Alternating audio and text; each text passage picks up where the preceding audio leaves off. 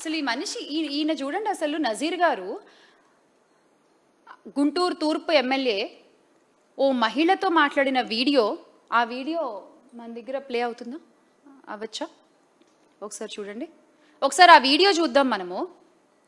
అది చూసిన తర్వాత అంటే ఒక గౌరవప్రదమైన పోస్ట్లో ఉంటూ ఆయన మహిళలతో మాట్లాడేటువంటి తీరు, మహిళల్ని ఉద్దేశించి ఆయన వాడేటువంటి పదాలు ఎంత హేయమైనవిగా ఉన్నాయంటే ఒకసారి మీరే చూడొచ్చు. గతంలో ఒకసారి ప్లే చేయండి వీడియో. గతంలో టీడీపీ కార్పొరేటర్ పదవికి పోటీ చేసిన ఒక మహిళతో వీడియోలో చెప్పలేని రీతిలో సైగలు చేస్తూ ఆయన వ్యవహరించిన తీరు ఎంత తేటతెల్లమైందంటే ప్రతి ఒక్కళ్ళ ఫోన్లో, ప్రతి ఒక్కళ్ళ అకౌంట్లో, సోషల్ మీడియా అకౌంట్స్లో ట్రెండింగ్ ఈ వీడియో ఈ రోజున.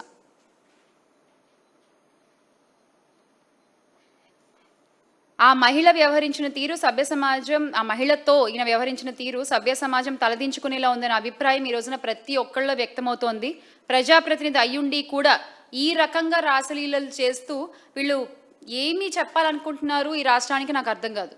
అంటే మీరు ఒక గౌరవమైన పోస్ట్లో ఉన్నారు, మీరు చాలామంది మిమ్మల్ని చూస్తూ ఉంటారు, మీరు ఎలా మాట్లాడుతున్నారు, ఎలా ప్రవర్తిస్తున్నారు అన్నీ అబ్జర్వ్ చేస్తూ ఉంటారు. మీరు ఒక ఇన్స్పిరేషన్గా ఉండాలి, కానీ మీ ప్రవర్తన, మీ తీరు ఈ రోజున కూటమి ప్రభుత్వంలో నాయకుల తీరు ఎలా ఉందంటే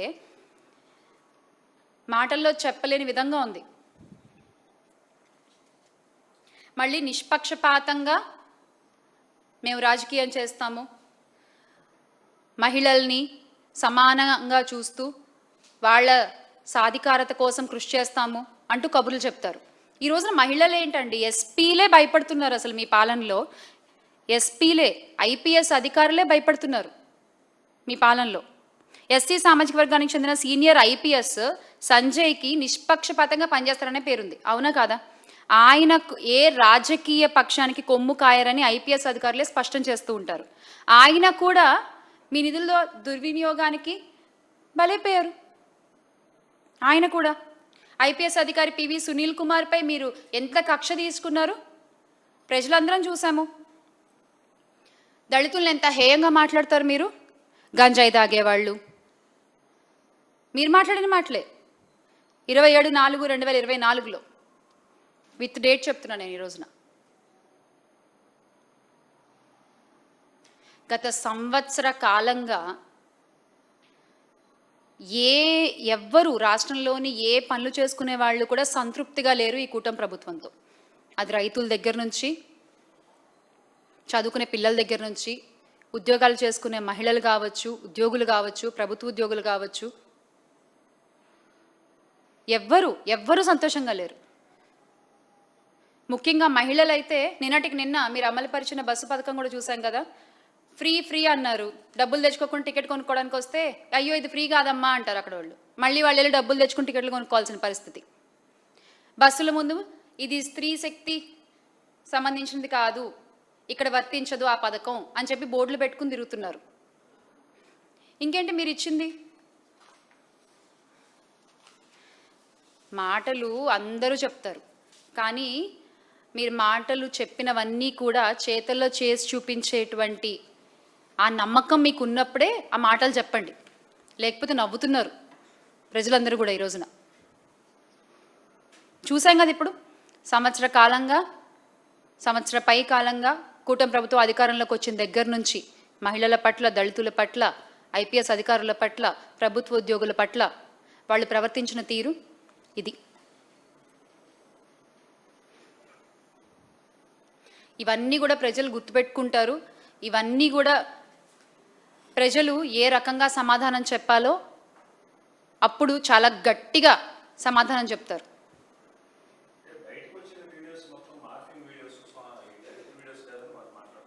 ఇవాళ రేపు ఒక వరం ఏమిటంటే ఏది వచ్చేసినా అది మార్ఫింగ్ అని చెప్పేయచ్చు, ఏది అయినా మాట్లాడేయచ్చు. తర్వాత అయ్యో అది ఏఐ అండి మాకేం సంబంధం లేదు అని చెప్తున్నారు.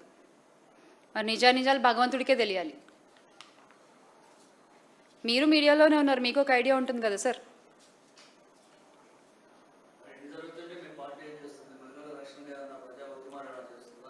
ఎక్కడ మహిళలకు అన్యాయం జరిగినా అక్కడ మా మహిళా నేతలు వెళ్ళి మాట్లాడుతున్నాము, వాడిని ప్రశ్నిస్తున్నాము. అది మచిలీపట్నం కావచ్చు, రాజమండ్రి కావచ్చు, పాయకరావుపేట కావచ్చు, వైజాగ్లో కావచ్చు, రాప్తాడులో కావచ్చు, ఎక్కడైనా ప్రతి చోట మొన్నటికి మొన్న ఒక ఆడ మనిషిని చెట్టు కట్టేసి కొడుతుంటే తన కన్న బిడ్డ ముందు వైఎస్ఆర్ కాంగ్రెస్ పార్టీ కదా గొంతెద్దాన్ని ప్రశ్నించింది. ఆ తర్వాత కదా ఆమెకు న్యాయం జరిగింది కుప్పంలో. సో ఇలాగా ప్రతి చోట ఎక్కడ మహిళలకు అన్యాయం జరుగుతున్నా అక్కడ ముందు నిలబడేటువంటి పార్టీ వైఎస్ఆర్ కాంగ్రెస్ పార్టీ అని సగర్వంగా తెలియజేసుకుంటున్నాము. ఎందుకంటే మా అధినాయకులు వైఎస్ జగన్మోహన్ రెడ్డి గారికి మహిళలపై అపారమైన గౌరవం. ప్రతి మహిళని కూడా సొంత చెల్లిలా చూసేటువంటి విశాల హృదయం అయింది. కాబట్టి రాష్ట్రంలో ఏ ఆడపిల్లకు అన్యాయం జరిగినా కూడా ముందుండి ప్రశ్నించేటువంటి పార్టీ వైఎస్ఆర్ కాంగ్రెస్ పార్టీ. ప్రశ్నించే పేపర్ సాక్షి, కవర్ చేసేటువంటి ఛానల్ సాక్షి మీడియా. ఇది అందరికీ తెలిసిన విషయమే. అవును, ఆయన ఎక్కడున్నారు అసలు? నిజమే, నేను మొన్న కూడా అన్నాను, ఈయన అసలు కనబడట్లేదు, ఏమైపోయారు ఈయన? ఇన్ని జరుగుతున్నా కూడా ఒక్కదానికి కూడా మాట్లాడరు. ఆయన సొంత నియోజకవర్గంలో జరిగితే మాట్లాడరు. ఆయన పక్కన కాకినాడ జిల్లాలో మొన్న డాక్టర్ పైన నర్సింగ్ కోర్స్ చదివేటువంటి వాళ్ళ మీద గవర్నమెంట్ హాస్పిటల్లో అంత ఇష్యూ జరిగితే అప్పుడు కూడా ఆయన వచ్చి మాట్లాడలేదు. ఒక్క విషయంలో ఆయన స్పందించరు. ఆయన ఏం చేస్తున్నట్టు? సార్, ఉప ముఖ్యమంత్రి పవన్ కళ్యాణ్ గారు, వేర్ ఆర్ యూ?